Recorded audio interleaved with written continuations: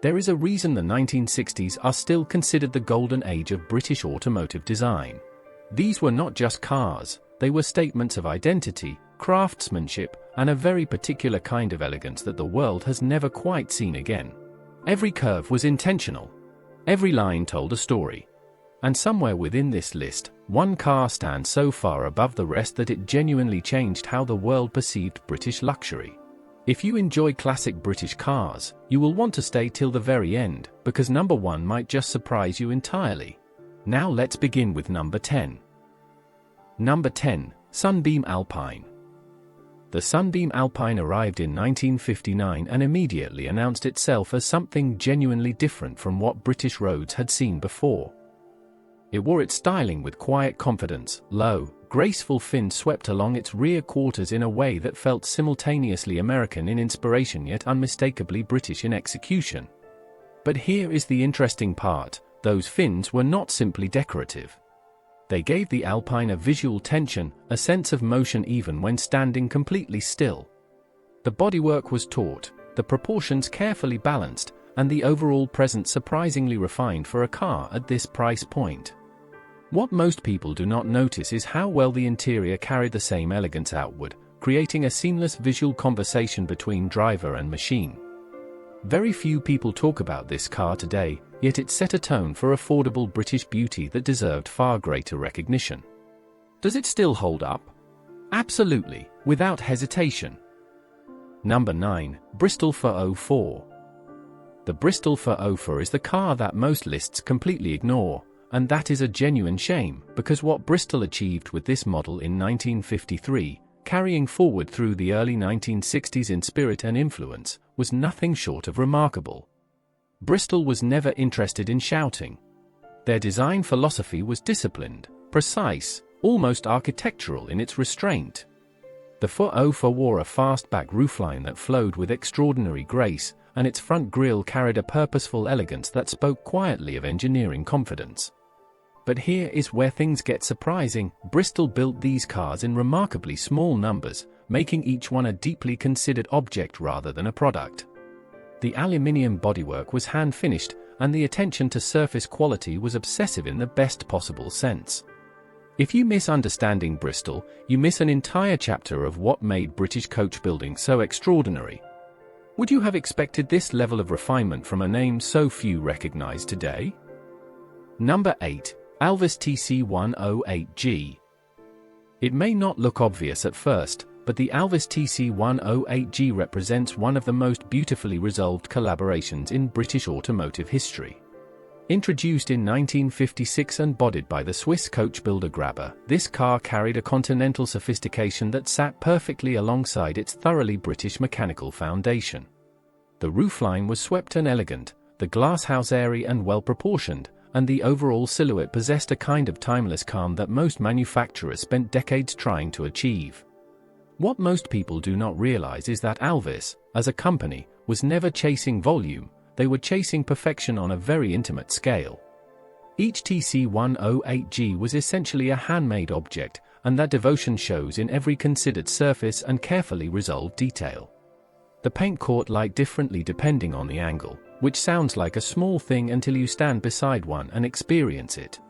And one particular design decision around the rear treatment completely changed how this car was perceived by everyone who saw it. Quietly extraordinary does not begin to cover it. Number 7, Jensen 541. The Jensen 541 arrived in 1954 and immediately carved out a space entirely its own within the British Grand Touring landscape. There is something almost futuristic about its long, low glass fiber body, and here is the interesting part. Jensen was among the very first British manufacturers to use glass fiber construction seriously for a production Grand Tourer, which gave the 541 a distinctly modern character without ever sacrificing visual warmth. The long bonnet carried forward with purpose, the fastback roofline descended smoothly and confidently, and the overall proportion communicated effortless speed even at rest. But what most people do not appreciate today is how cohesive the entire design package felt. Front to rear, the 541 told a single, uninterrupted visual story. There were no awkward transitions, no compromised sections, just clean resolved form throughout. Very few cars from this period achieved that kind of design unity, and Jensen deserves far more recognition for managing it so convincingly. Or does another car from this era truly deserve this position more? Number 6. AC Aceca. The AC Aceca is one of those cars that rewards prolonged attention. The longer you look, the more you find to admire. Introduced in 1954 as the fixed-head companion to the open AC Ace, the Aceca brought a fastback roofline of remarkable elegance to a platform already celebrated for its beauty.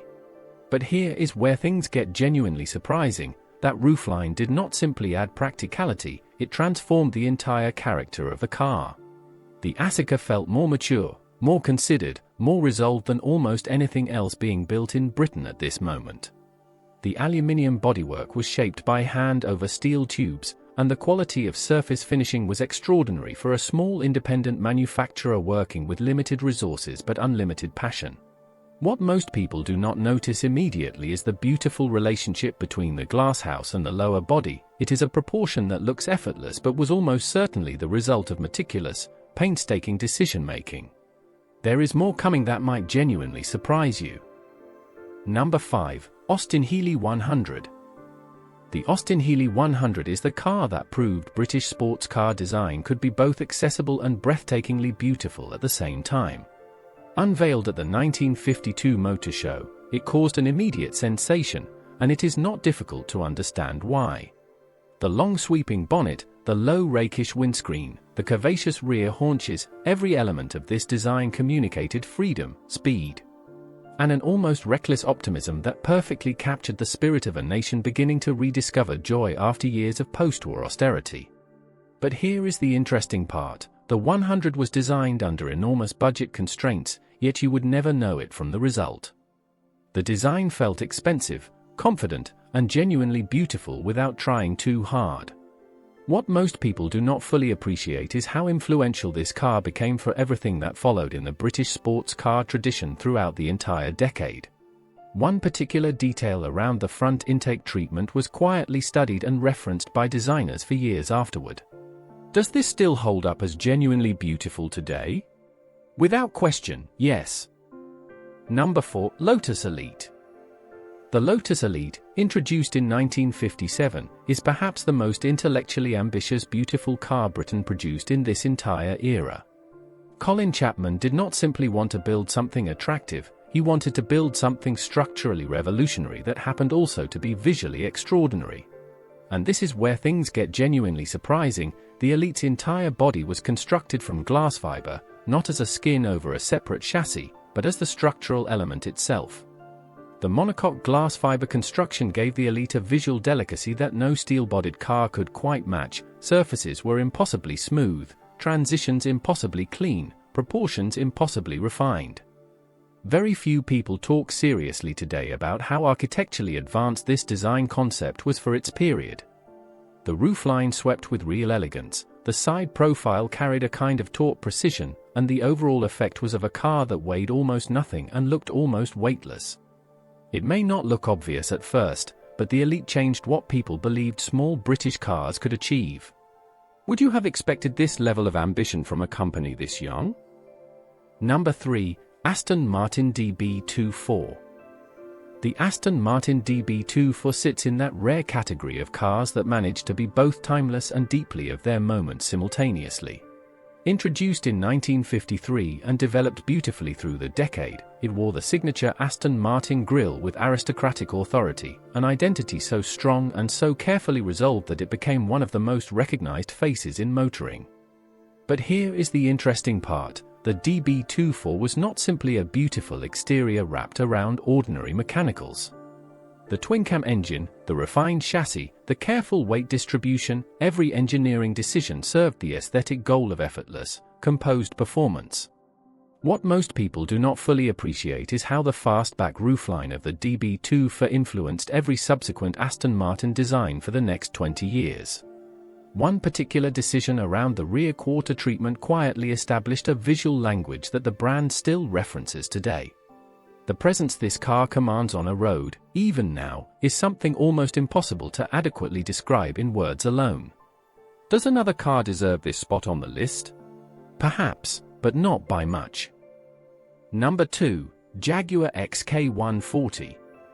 The Jaguar XK140 arrived in 1954 as a refined and more capable evolution of the already celebrated XK120, and in many ways it achieved something the original never quite managed. It found the precise balance between raw sporting energy and composed, beautiful maturity.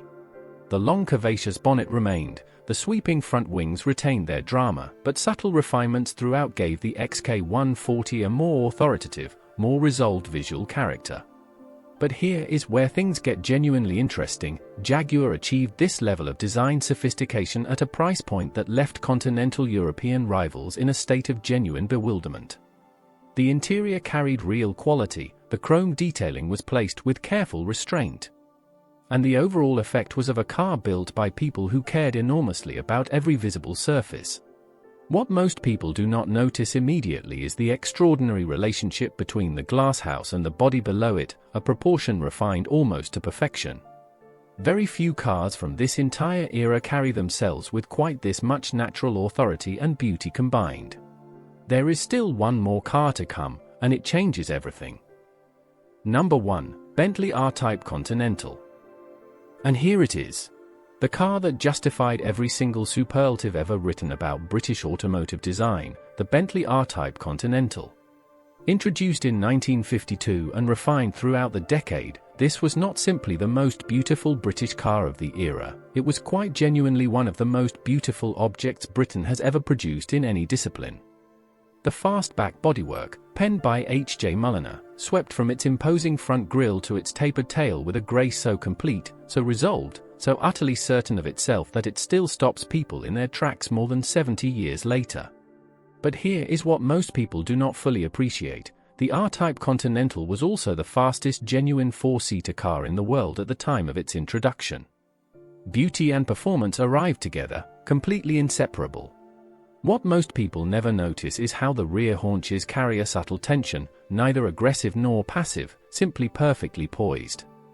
And one particular decision around the roofline curvature gave this car a visual maturity that no other manufacturer, anywhere in the world, managed to replicate convincingly. Would you have expected anything else at number 1? The 1960s gave Britain something the world still studies and admires, a design identity built on elegance, engineering honesty, and an almost obsessive commitment to beauty as a serious discipline. These 10 cars were not accidents. They were the result of talented, passionate people who believed deeply that a car could be genuinely beautiful without compromise. And here is the quiet truth: many of the most extraordinary examples on this list remain underappreciated even today. If this video has reminded you of something important about British craftsmanship, leave a comment below. Which car surprised you most? Subscribe to Britain Rewind for more stories like this one.